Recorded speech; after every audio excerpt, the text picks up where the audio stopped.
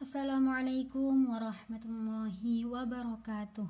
Perkenalkan, nama saya Anisa Ulnafi Adisa Putri. Saya mahasiswa semester 3 dari Universitas Hasyim Asy'ari. Di sini saya akan mempresentasikan hasil peta imajinasi saya yang judulnya ini ada pendekatan model metode strategi dalam pendidikan Islam. Nah, sekaligus sebagai memenuhi tugas mata kuliah Filsafat Ilmu Pendidikan yang diampu oleh beliau Bapak Dr. Hanifuddin Mahadun. Di sini sebelum saya melanjutkan presentasi saya akan mengutarakan sebuah pantun dahulu ya sebagai penyemangat. Ke kelas pagi walau mata sayu, bawa semangat biar tetap maju. Jangan ragu pada langkahmu, hari ini sulit, esok menunggu harimu. Di sini kita langsung saja masuk ke ini ya, ke presentasi hasil peta imajinasi saya. Yang pertama ini di sini ada pada kesempatan kali ini saya akan membahas tentang pendekatan, model, dan metode strategi dalam pendidikan Islam, beserta bagaimana kita memilih dan menerapkannya dalam konteks pembelajaran. Yang pertama ini ada pengertian pendekatan, model, dan metode strategi pendidikan Islam. Nah, pertama, pendekatan dalam pendidikan Islam itu bisa dipahami sebagai cara pandang kita terhadap peserta didik. Bagaimana kita melihat mereka, memahami kebutuhan mereka, dan memilih jalan terbaik untuk membimbing mereka. Pendekatan bersifat luas dan landasannya selalu selaras dengan nilai-nilai Islam. Lalu di sini ada model pembelajaran. Model pembelajaran yang dimaksud itu adalah pola atau kerangka operasional yang lebih sistematis. Kita itu bisa menganggap model sebagai desain pembelajaran agar proses belajar berjalan terarah dan sesuai dengan tujuan. Sementara itu pengertian dari metode adalah teknis praktis yang digunakan guru di kelas. Misalnya metode ceramah, diskusi, keteladanan, kisah Qur'ani, pembiasaan, dan sebagainya. Masih banyak lagi yang lainnya. Nah, jadi pendekatan, model, metode itu urutannya dari yang paling umum sampai yang paling teknis. Nah, selesai kita pada pengertiannya, kita akan masuk yang pada keanekaragaman pendekatan, model, metode, strategi dalam pendidikan Islam. Nah, dalam pendidikan Islam itu kita punya banyak pilihan ya teman-teman.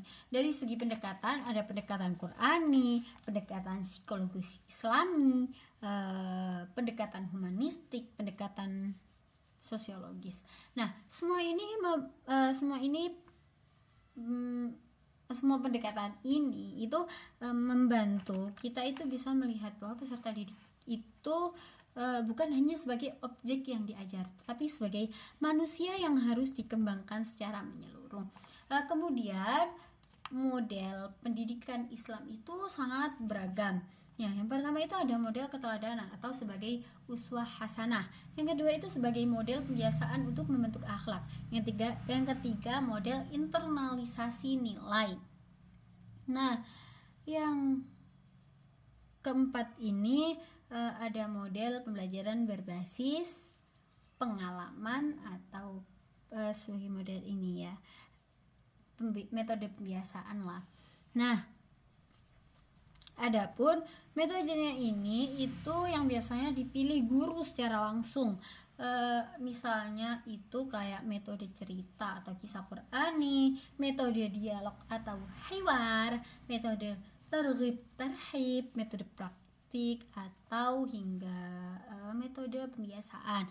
Nah, semua metode ini punya tempatnya masing-masing tergantung situasi belajar.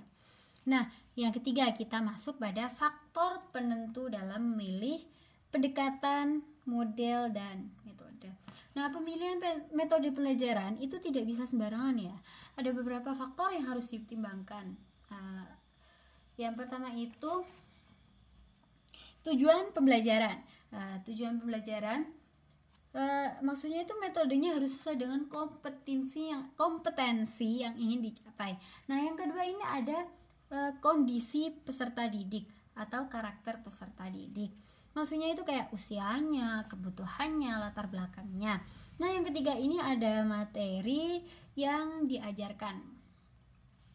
Nah, maksudnya itu ada materi yang cocok dengan diskusi, ada yang lebih pas dengan praktik. Nah, selain itu, kemampuan guru, kondisi lingkungan belajar, dan ketersediaan sarana juga menentukan apakah metode itu efektif atau tidak. Jadi, di sini itu sarana prasarana itu juga sangat perlu karena ini itu menentukan apakah metode itu bisa efektif atau enggak. Nah, contohnya kayak pada sebuah kampus gitu ya, kayak pada sebuah kampus kan membutuhkan ya kayak proyektor gitu. Nah, ketika proyektornya mati, itu akan menimbulkan pada pembelajaran yang enggak efektif karena mahasiswa itu sangat membutuhkan proyektor. Nah, kita masuk ke pembahasan yang keempat, yaitu menilai dan menentukan metode pendidikan Islam dan contoh konkretnya. Nah, untuk menentukan metode yang tepat, guru itu harus mempertimbangkan dua hal. Yang pertama itu efektivitas dan kesesuaian dengan nilai Islam.